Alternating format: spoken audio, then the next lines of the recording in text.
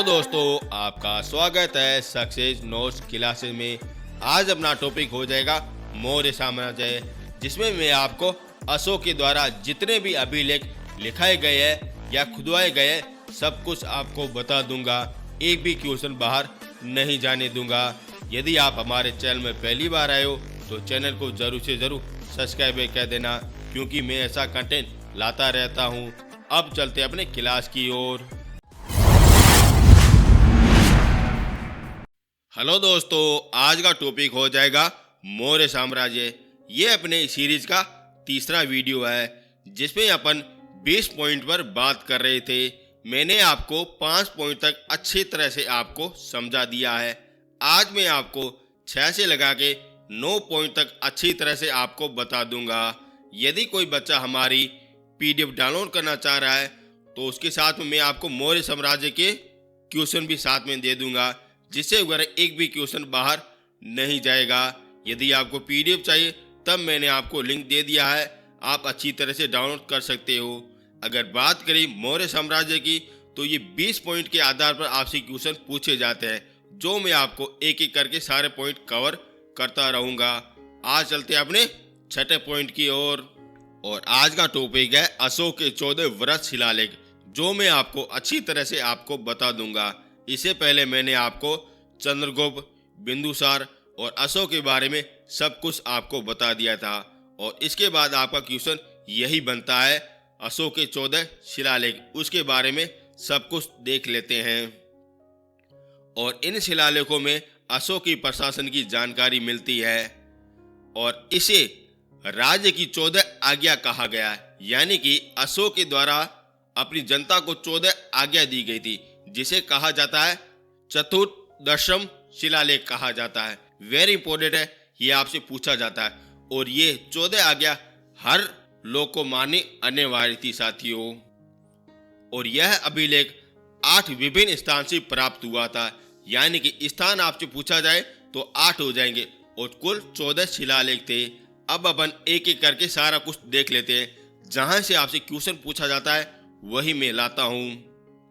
पहला हो जाएगा शाहबाज गढ़ी हो जाएगा, जो पेशवा पाकिस्तान में है, और इनकी खोज की थी कर्नल कोड के द्वारा की गई थी। और इसमें 12वां पठन लेख गायब था, लेकिन इनकी खोज की थी हेरात डिंग ने की थी। वेरी इंपॉर्टेंट है, आपके खोज के माध्यम से पूछा जाता है। इनमें से आपके 2 क्वेश्चन बनते हैं। पहला, खोज किसने की और ये कहाँ पे स्थापित है। वेरी इंपॉर्टेंट है, यहीं से आपसे क्वेश्चन पूछे जाते हैं। दूसरा हो जाएगा मानसरेया हो जाएगा, जो हजारा पाकिस्तान में स्थापित है, और इसकी खोज की थी कनिगन के द्वारा की गई थी। और तीसरा हो जाएगा कालिश हो जाएगा, जो देहरादून में स्थापित है, और इसकी खोज की थी फॉरेस्ट ने की थी। चौथा हो जाएगा गिरिनार हो जाएगा, और यह मिला था गुजरात में मिला था, और इसकी खोज की थी कर्नल टोल्ड के द्वारा की गई थी। और पांचवा हो जाएगा एरागुडी हो जाएगा, जो आंध्र प्रदेश में है, और इसकी खोज की थी भारतीय पुरातन विभाग के द्वारा की गई थी। वेरी इंपॉर्टेंट है, ये आपसे स्थान और खोजकर्ता के आधार पर पूछा जाता है। फिर अपन इसके बाद में विशेषता देखते हैं। और छठा हो जाएगा सोपारा हो जाएगा, जो महाराष्ट्र में स्थापित है, और इसकी भी खोज भारतीय पुरातत्व के द्वारा की गई थी। और सातवां हो जाएगा गोहली हो जाएगा, जो उड़ीसा में है, और इसकी खोज की थी किट्टो के द्वारा की गई थी। और अंतिम हो जाएगा जोगढ़ हो जाएगा, और इसकी खोज की थी उड़ीसा में की गई थी, और यह खोज की थी वाल्टर ईस्टर के द्वारा की गई थी। अब अपन इसकी विशेषता देख लेते हैं, और आपसे यहीं से 2 पूछे जाते हैं, यानी कि इनका स्थान कौन सा हो जाएगा और इनकी खोज किसने की थी। अब अपन पढ़ेंगे इसकी विशेषता क्या है, इनमें क्या क्या लिखा गया है, वही आपसे क्वेश्चन पूछा जाता है। आगे बढ़ते हैं। 13वें लेख में प्रादेशिक, रजुक और युक्त नामक अधिकारी का उल्लेख मिलता है। वेरी इंपॉर्टेंट है, यहीं से आपसे क्वेश्चन पूछा जाता है कि सम्राट अशोक के अधिकारी का उल्लेख कौन से अभिलेख में मिलता है। तब आपका आंसर क्या होना चाहिए, तीसरा लेख में मिलता है। वेरी इंपॉर्टेंट है, पूछा जाता है। अब बढ़ते हैं आगे। अशोक के प्रत्येक स्थान पर राजमार्ग के निकट विभिन्न राज आज्ञा खुदाई गई थी। अशोक का जो भी अपने साम्राज्य था, उसके जो भी अपने राजमार्ग थे, वहां पे सारी जगह पे अपने ये 14 अभिलेख खुदाए गए थे, यानी कि हर जनता को वो माने पड़ेंगे। इस कारण कहा जाता है राज्य आज्ञा कहा जाता है। और प्रथम राज आज्ञा में राज की पाठशाला में पशु का व्रत वंचित किया गया था। यानी कि आपसे क्वेश्चन यही पूछा जाता है कि कौन से अभिलेख में पता चलता है कि सम्राट अशोक ने पशु को मारने के लिए मना कर दिया था, तो ये पहला अभिलेख हो जाएगा।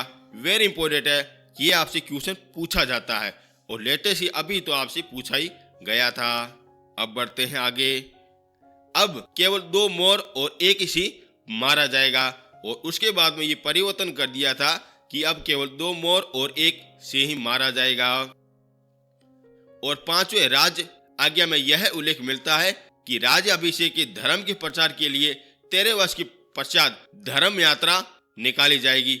वेरी इंपोर्टेंट है, अशोक ने यह कहा था कि मेरे को राजा बनने के बाद हमेशा 13 वर्ष के बाद एक धर्म यात्रा निकाली जाएगी। और इसका उल्लेख कहाँ पे मिलता है? 5वें अभिलेख में मिलता है। वेरी इंपोर्टेंट है। और 9वें राज्य आज्ञा में अशोक ने स्वर्ग की प्राप्ति का उल्लेख किया गया और यहीं से आपसे क्वेश्चन पूछा जाता है कि अशोक ने कौन से अभिलेख में स्वर्ग की प्राप्ति का उल्लेख किया गया है, तो यह कौन सा हो जाएगा? 9वां हो जाएगा। और 13वें अभिलेख में अशोक के कलिंग युद्ध का उल्लेख मिलता है। वेरी इंपोर्टेंट है, ये वाला पता नहीं कितनी बार आपसे पूछा गया है। तथा अशोक की विदेश नीति का उल्लेख मिलता है और ये भी अपने 13वें अभिलेख में मिलता है। और अशोक के अभिलेख यूनानी राजा डेरियस से प्रेरित थे। वेरी इंपोर्टेंट है, ये आपसे क्वेश्चन पूछा जाता है। और अशोक का धम्म बौद्ध ग्रंथ राहुलवाद सूत्र से मिलता है। और अशोक द्वारा धम्म के प्रचार हेतु निकाली गई यात्रा को अनुष्ठान कहा जाता है। यहाँ से आपसे 2 क्वेश्चन पूछे जाते हैं। पहला कि अशोक के द्वारा धम्म यात्रा निकाले वाले को क्या कहते हैं, और दूसरा क्वेश्चन पूछता है कि अनुष्ठान क्या होता है, यानी कि अशोक के द्वारा धम्म यात्रा निकाले वाले को कहा जाता है। वेरी इंपोर्टेंट है, आपसे इतने ही क्वेश्चन पूछे जाते हैं, इसके अलावा एक भी क्वेश्चन बाहर नहीं पूछा जाता है। आप साथ साथ में लिख रहे हो ना साथियों? वेरी इंपोर्टेंट है, ऐसा कंटेंट आपको यूट्यूब में नहीं मिलेगा। आपसे सिर्फ इतना ही कह रहा हूँ, आज साथ साथ में लिख लो। यदि आप हमारी PDF डाउनलोड करें तो कर लो, नहीं तो आप साथ साथ में जरूर से जरूर लिखना, जिससे वगैरह आपका एक भी क्वेश्चन बाहर नहीं जाएगा साथियों। अब चलते हैं आगे। अब देखते हैं अशोक के लघु अभिलेख देख लेते हैं। वेरी इंपोर्टेंट है, एक हो जाएगा व्रत जो काफी बड़ा होता है और एक उसकी आकृति में छोटा होता है, उसे कहा जाता है लघु अभिलेख कहा जाता है। वेरी इंपोर्टेंट है, यहीं से आपसे क्वेश्चन पूछे जाते हैं। सबसे पहले देख लेते हैं ये कहाँ कहाँ पे स्थापित है। तो ये रहे आपके सामने, गुजरात MP में, माक्सी नेतूर, उदयगोलम कर्नाटक और भाबरू राजस्थान में स्थापित है साथियों। यहाँ पे वगैरह लघु शिलालेख मिलते हैं और इस शिलालेख में अशोक की व्यक्तिगत जानकारी मिलती है साथियों। वेरी इंपोर्टेंट है, अगर आपसे क्वेश्चन पूछा जाए कि अशोक की प्रशासन की जानकारी कहाँ से मिलती है, तो व्रत शिलालेख के माध्यम से मिलती है। अगर आपसे पूछा जाए कि अशोक की व्यक्तिगत जीवन की जानकारी कहाँ से मिलती है, तो लघु शिलालेख के आधार पर पूछी जाती है। वेरी इंपोर्टेंट है, यहाँ से आपका क्वेश्चन पूछा जाता है। वेरी इंपोर्टेंट है। और मार्क्सी अभिलेख में अशोक को स्वयं बुद्ध का साक्ष्य कहता है और ये वाला क्वेश्चन वेरी इंपोर्टेंट है, हर बार आपसे पूछा जाता है। हर लाइन और हर क्वेश्चन आपकी जिंदगी बदल सकता है, इस कारण कह रहा हूं आप साथ साथ में जरूर से जरूर लिख लो साथियों। वेरी इंपोर्टेंट है। और अशोक के भाबरू लघु शिलालेख में त्रिशिलालेख का उल्लेख कहा गया है और जिसमें अशोक ने कहा है कि बौद्ध के त्रिरत्न है। पहला हो जाएगा बुद्ध, धम्म, संघ हो जाएगा। और ये कहाँ से प्राप्त हुए थे? भाबरू शिलालेख में प्राप्त हुए थे, जो कहाँ पे है? राजस्थान में स्थापित है। अब आपसे अगर क्वेश्चन क्या क्या पूछे जाएंगे, पहला क्वेश्चन यही पूछा जाता है कि स्थान कहाँ पे है, यानी कि लघु शिलालेख में स्थान कहाँ कहाँ पे है। दूसरा क्वेश्चन यही पूछा जाता है कि व्यक्तिगत जानकारी किसे मिलती है। और तीसरा क्वेश्चन मार्क्सी अभिलेख में पूछा जाता है, जिसमें अशोक ने स्वयं ने कहा था कि मैं बुद्ध का साक्ष्य हूँ। और तीसरा क्वेश्चन यही पूछा जाता है कि बौद्ध धर्म के त्रिरत्न का उल्लेख कौन से लघु शिलालेख में मिलता है। तो भाब्रू शिलालेख में मिलता है, जो कहाँ पे है, राजस्थान में स्थापित है। और इसके अलावा एक भी क्वेश्चन आपसे बाहर नहीं पूछा जाएगा। आप निश्चित रहो, आप साथ साथ में नोट करते रहो। अब बढ़ते हैं आगे। अब देखते हैं अशोक के स्तंभ लेख देख लेते हैं, यहीं से आपसे क्वेश्चन पूछे जाते हैं। पहले देखते हैं ये कहाँ कहाँ पे स्थापित है। तो यह हो जाएगा दिल्ली टोपरा, दिल्ली मेरठ, लोरिया अजराज बिहार में, लोरिया नंदगढ़ बिहार में, रामपुरवा बिहार में, प्रयागराज यूपी में। यानी कि इन स्थान पर व्रत स्तंभ लेख मिलते हैं, जो सारे के सारे अपने अशोक से संबंधित हो जाएंगे।